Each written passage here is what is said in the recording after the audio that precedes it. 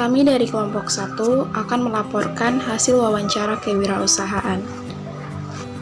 Sebelumnya, kami akan memperkenalkan anggota kelompok. Kelompok 1 terdiri dari 9 orang, yaitu yang pertama ada Agustina Bunga Inaniron, yang kedua Anggi Filia Christine Kohitae, selanjutnya Ariel Ujululu, Diren Teleliunesi, Morgan Amtiran, Pangeran Mahesa Agni, Yuliana Maro, Yuni Karyantiloe, William Venoli Kituk.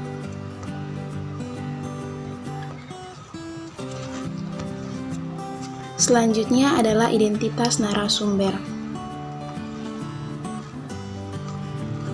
Delna Yuliana Pani, atau yang kerap disapa Delna, lahir di Rote 10 Desember 2002.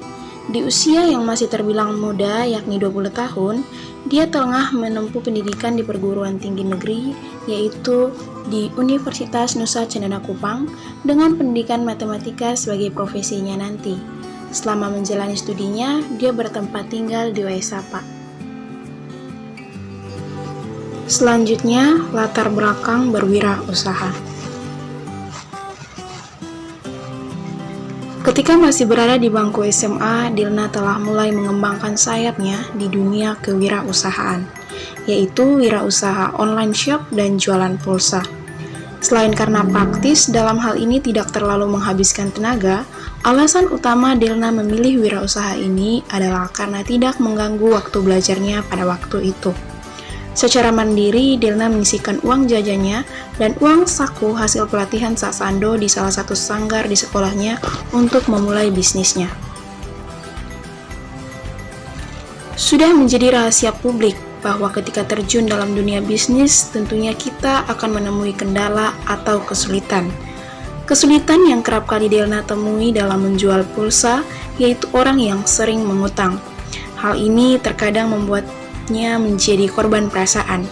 Akan tetapi, Dilna selalu memiliki solusi untuk memecahkannya, yaitu dengan membuat kebijakan terhadap pelanggannya, seperti dengan memberikan toleransi pada pelanggan. Contohnya, jika ingin berhutang lagi, maka haruslah melunasi hutang yang lama terlebih dahulu. Kesulitan lainnya yang Dilna temui dalam bisnis online shop yaitu kendaraan untuk mengantar pesanan pelanggan. Tapi seperti biasanya, Dilna selalu menemukan jalan keluar untuk masalahnya dengan memanfaatkan teknologi yang sudah maju seperti mengantar barang dengan ojek online. Atau terkadang dia dibantu oleh sanak keluarga yang memiliki waktu senggang, sehingga Dilna selalu bisa memenuhi keinginan pelanggan. Dalam berwirausaha ini, Dilna kerap kali dibantu oleh orang-orang di sekitarnya secara sukarela. Contohnya, teman-teman sekolahnya selalu membantu Dilna dalam mempromosikan produk-produknya lewat pamflet yang disebarkan melalui media sosial mereka. Sasaran utama dalam berwirausaha adalah teman-teman sebaya dan para tetangganya di sekitar rumahnya, serta para pelanggan yang dia temui di media sosial. Selanjutnya adalah strategi pemasaran. Untuk mendapatkan keuntungan yang besar, Dilna memiliki strategi pemasaran dengan cara memperbanyak akun-akun sosial media agar dapat menjangkau konsumen yang berbeda pula. Dalam hal ini terbukti memberikan keuntungan yang besar untuknya. Dalam bersaing di dunia online shop, biasanya Dilna tidak terlalu memikirkan untuk mendapatkan keuntungan yang besar. Akan tetapi, dia lebih kepada memberikan kepuasan terhadap pelanggan terlebih dahulu, sehingga timbul kepercayaan dari pelanggan terhadap dirinya. Selanjutnya adalah pesan narasumber untuk para generasi muda di Indonesia dalam hal berwirausaha. Dilna mengatakan bahwa untuk generasi muda Indonesia harus tetap memiliki semangat untuk berjuang, tetap komitmen terhadap apa yang telah dimulai, dan harus optimis dalam mengembangkan usahanya. Berapapun yang kita peroleh, baik banyak maupun sedikit, kita harus tetap bersyukur. Karena tidak semua orang bisa seperti kita. Kita yang masih muda, masih dalam bangku pendidikan, tapi sudah memiliki usaha walaupun usaha kecil. Kita terlatih untuk mandiri sejak muda, dan karena itu, kita harus memiliki semangat yang besar. Lantas, bagaimana pandangan Delna terhadap banyaknya pengangguran di Indonesia? Pandangannya yaitu, pengangguran ada karena masih banyak orang yang malas untuk mengembangkan kompetensi dirinya. Selain itu juga karena kurangnya keterampilan para calon kerja, sehingga membuat mereka sulit mendapatkan pekerjaan. Hal ini kembali lagi pada diri sendiri. Kita harus memulainya sejak dini dengan membangun komitmen dalam diri sendiri untuk terus mengembangkan kompetensi yang kita miliki sebagai modal untuk mencari pekerjaan. Selanjutnya, kita juga harus memiliki semangat juang. Jika kita tidak mendapatkan pekerjaan, kita bisa membuka usaha kecil-kecilan sebagai ladang awal untuk kita. Singkatnya, yang ingin saya katakan yaitu, jika kita tidak mendapatkan pekerjaan, maka kita harus bisa menciptakan ladang pekerjaan dengan kompetensi yang kita punya.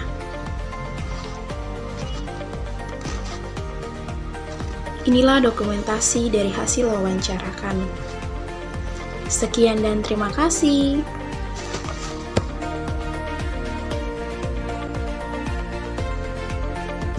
Baik kakak, jadi bagaimana pesan kakak untuk para generasi muda dalam hal berwirausaha? Kalau pesan saya untuk generasi muda dalam hal berwirausaha ini adalah teman-teman muda harus tetap memiliki semangat untuk berjuang, tetap komitmen terhadap apa yang teman-teman usahakan saat ini, apa yang teman-teman jual, apa yang teman-teman sedang usahakan, itu harus tetap optimis dalam mengembangkan setiap usaha yang teman-teman buat. Karena berapapun hasil yang teman-teman dapatkan, baik sedikit maupun banyak, itu akan membawa hal yang baik bagi kita di masa depan.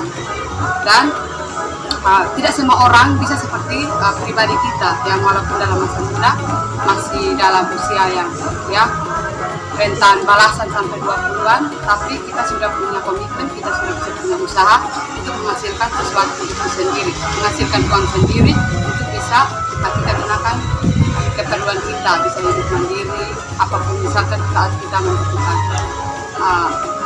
sesuatu yang mau kita beli, misalkan juga di bangku pendidikan, butuh uang untuk itu kita bisa beli sendiri tanpa harus minta dari orang tua. Jadi pesan saya itu untuk teman-teman, untuk generasi harus tetap semangat berjuang, tetap komitmen, tetap optimis supaya punya usaha yang akan membuat kita hidup mandiri setiap kita. Kakak, yang berikut itu bagaimana tanggapan kakak terhadap maraknya pengangguran di Indonesia? Kalau tanggapan saya terhadap pengangguran di Indonesia ini, pengangguran ada karena masih banyak orang yang malas. Artinya malas untuk mengembangkan kompetensi diri, talenta yang ada dalam pribadi mereka masing-masing, atau kurangnya inovasi dari diri masing-masing. Selain itu juga kurangnya keterampilan dari calon kerja, sehingga membuat generasi muda sulit untuk mendapatkan pekerjaan. Jadi hal ini kembali lagi pada diri pribadi masing-masing. Jadi kalau misalkan kita sendiri yang akan mau memulai dari sejak dini, maka kita sendiri yang harus membangun komitmen dari sejak dini. Kita mengembangkan kompetensi yang ada dalam diri kita sebagai modal untuk kita mencapai pekerjaan atau usaha yang akan kita rencanakan. Selanjutnya kita juga harus memiliki semangat juang. Artinya bahwa jika kita tidak mendapatkan pekerjaan, maka kita bisa membuka usaha kecil-kecilan. Seperti mungkin kalau saya, dalam diri saya usahanya itu saya jual pulsa atau jual online shop, begitu.